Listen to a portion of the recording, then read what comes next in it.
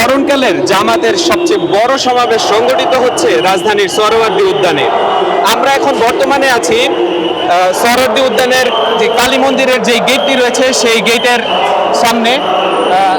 আপনারা যদি লক্ষ্য করেন তাহলে দেখতে পাবেন যে হচ্ছে এই সমাবেশকে কেন্দ্র করে হাজারো নেতাকর্মী তারা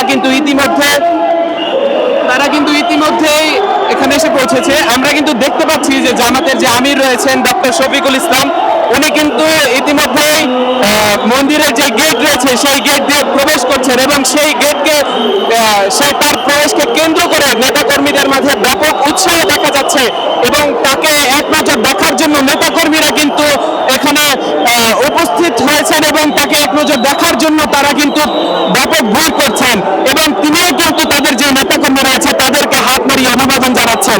সুপ্রিয় দর্শক, আমরা বর্তমানে রয়েছি রাজধানী সোহরাওয়ার্দী উদ্যানের মন্দিরের যে গেট রয়েছে সেই গেটের। আমরা দেখতে পারলাম যে ডক্টর শফিকুল ইসলাম উনি কিন্তু ইতিমধ্যেই এই সমাবেশে এসে উপস্থিত হয়েছেন এবং সে কিন্তু এখানে বক্তব্য রাখবেন আমরা বলে জানা গেছে। আপনারা যদি একটু লক্ষ্য করেন তাহলে দেখতে পাবেন এই সমাবেশকে ঘিরে জামাতের যেসব নেতাকর্মীরা রয়েছে তারা কিন্তু ব্যাপক উৎসাহ নিয়ে এই উদ্যানে উপস্থিত হয়েছে এবং আজকের এই সমাবেশকে সাফল্যমণ্ডিত করার জন্য যা যা করা প্রয়োজন তারা কিন্তু সেই উদ্যোগেই কাজ করছেন। এছাড়াও আমরা যদি আপনাদেরকে জানিয়ে রাখি তাহলে যেটা জানাবো যে এই সমাবেশকে কেন্দ্র করে যে 3টি ট্রেন বরাদ্দ করা হয়েছিল, এছাড়াও আরো যেসব ট্রান্সপোর্ট রয়েছে বাস, ট্রাক, গাড়ি ইত্যাদি যোগে কিন্তু হাজার হাজার নেতাকর্মী এখানে এসে উপস্থিত হচ্ছেন। পায়ে হেঁটেও আমরা অনেককে উপস্থিত হতে দেখেছি।